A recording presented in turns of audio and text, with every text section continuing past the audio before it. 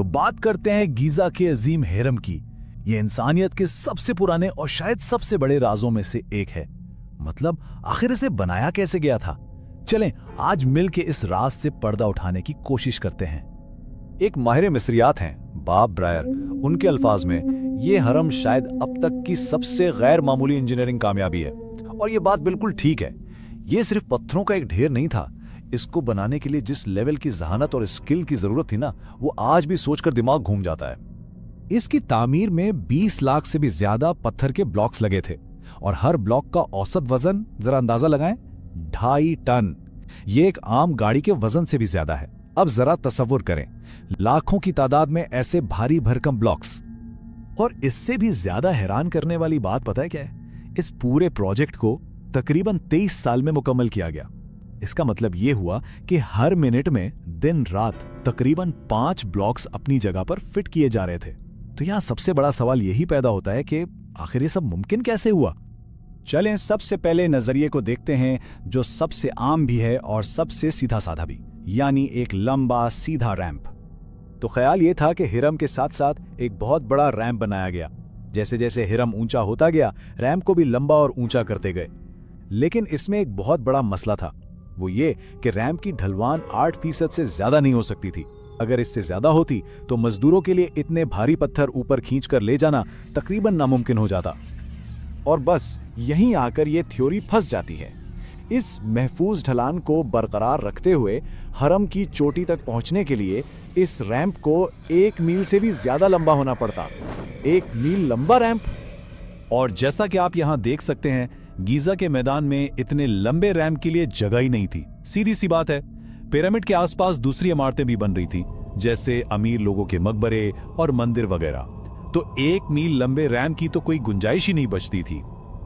और इस थ्योरी में एक और बहुत बड़ी खामी थी। वो ये कि इस रैंप को बनाने के लिए इतना ही या शायद उससे भी ज्यादा मटेरियल लगता जितना खुद हिरम को बनाने में लगा था।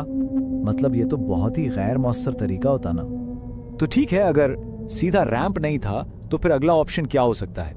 एक ऐसा रैंप जो लंबाई और मटेरियल दोनों मसलों को हल कर दे, और वो है एक स्पाइरल रैंप जो हरम के चारों तरफ घूमता हो। इस मॉडल के मुताबिक रैंप हरम के बाहर ही लिपेटा जाता, बिल्कुल एक सांप की तरह। और हां, ये मटेरियल और जगह दोनों के लिहाज से कहीं ज्यादा बेहतर हल नजर आता है। लेकिन इसके भी अपने कुछ बहुत बड़े मसाइल थे।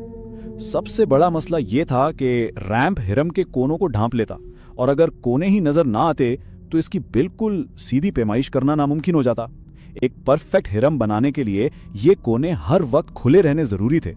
इसके अलावा रास्ता इतना तंग होता कि काम बहुत सुस्त हो जाता, और आखिर में हिरम की जो बाहर वाली चमकदार तय है, जिसे कैसिंग कहते हैं, उसे लगाना तो तकरीबन नामुमकिन ही हो जाता। और फिर एक बिल्कुल ही नया, एक रेडिकल आइडिया सामने आया। एक ऐसा नजरिया जिसने पूरे मसले को एक नए जाविये से देखा और सब कुछ बदल दिया। एक फ्रांसीसी आर्किटेक्ट हैं जॉन पियर हॉर्डन। उन्होंने कहा कि क्या हो अगर असल रैंप हिरम के बाहर था ही नहीं, बल्कि उसके अंदर बनाया गया था, और हो सकता है कि वो रैंप आज भी वहीं हिरम के अंदर ही मौजूद हो। देखें, ये एक बहुत ही जबरदस्त 2 मरहलों का मंसूबा था। पहले हिरम की बुनियाद बनाने के लिए एक छोटा बैरूनी रैंप इस्तेमाल किया गया, और उसी दौरान अंदर ही अंदर स्पाइरल रैंप भी बनना शुरू हो गया। जब बुनियाद काफी ऊंची हो गई तो बैरूनी रैंप को तोड़ दिया गया और उसके पत्थरों को अंदरूनी रैंप के जरिए ऊपर पहुंचाकर बाकी का हिरम मुकम्मल किया गया। कितना शानदार आइडिया है! इससे ना तो मटेरियल जाया हुआ, और ये भी समझ आता है कि हमें बाहर किसी बड़े रैंप के सबूत क्यों नहीं मिलते। अच्छा, तो अब सवाल यह है कि इस थियरी का कोई सबूत भी है? अगर ये नजरिया वाकई दुरुस्त है तो इसके सुराग हमें हरम के अंदर से ही मिलने चाहिए। और सबूत मिलना शुरू हुए हैं। जरा इस तस्वीर को देखें। हिरम के शुमाल मशरकी कोने पर तकरीबन 270 फुट की बुलंदी पर यह एक अजीब सी दरार नजर आ रही है। नजरिया यह है कि यह कोई दरार नहीं, बल्कि ये रैंप का वो खुला कोना था जहां से पत्थरों को मुड़ा जाता था। और इससे भी ज्यादा दिलचस्प बात यह है कि जदीद स्कैन से पता चला कि इसके ठीक पीछे एक एल शक्ल का कमरा है, जिसका पहले किसी को इल्म नहीं था। यहाँ एक और बड़ा दिलचस्प वाकया भी पेश आया। एक रिसर्च टीम ने देखा कि एक सहराई लोमड़ी उसी दरार के पास एक सुराख में घुस गई और गायब हो गई। इससे ये इशारा मिलता है कि शायद बाहर से अंदर जाने का कोई खुफिया रास्ता वाकई मौजूद है। अच्छा, अब आते हैं साइंस पर। 1986 में एक सर्वे हुआ था जिसमें एक खास टेक्नोलॉजी इस्तेमाल की गई जिसे माइक्रोग्राविमेट्री कहते हैं। आसान लफ्जों में ये मशीन कशिश शकल में बहुत ही मामूली तब्दीलियों को नोट करती है। इससे ये पता चल जाता है कि पत्थर के पीछे कोई खाली जगह है, जैसे कोई सुरंग या कमरा। और इस सर्वे के नताइज ने सबको हैरान कर दिया। स्कैन ने कम कसाफत वाले इलाकों का एक पूरा रास्ता दिखाया जो हिरम के अंदर एक स्पाइरल की शक्ल में ऊपर की तरफ जा रहा था, बिल्कुल वैसा ही जैसा कि आप यहां देख सकते हैं। इस वक्त तो सर्वे करने वाली टीम को समझ नहीं आया कि ये क्या है, लेकिन हुडन की अंदरूनी रैम्प की थ्योरी पर यह बिल्कुल फिट बैठता है। और इस नजरिए को जो चीज सबसे ज्यादा मजबूत करती है वो एक और दरियाफ्त है। अबू गरोरे में एक सूरज मंदिर मिला है जो अजीम हरम के सिर्फ 100 साल बाद तामीर हुआ था, और इस मंदिर में एक अंदरूनी रैंप बाकायदा तौर पर मौजूद है जिसकी तस्दीक हो चुकी है। इसका मतलब यह है कि कदीम मिस्री ये टेक्निक जानते भी थे और इस्तेमाल भी करते थे। तो क्या ये मुहम्मा हल हो गया? सच पूछें तो अभी नहीं। इतने सारे शवाहिद के बावजूद अंदरूनी रैंप का नजरिया अब भी तकनीकी तौर पर एक नजरिया ही है। इसे हतमी तौर पर साबित करने की जरूरत अभी बाकी है। तो फिर इसे खत्मी तौर पर साबित कैसे किया जाए? जाहिर है हरम को तोड़े बगैर। इसका जवाब जदीद टेक्नोलॉजी में है।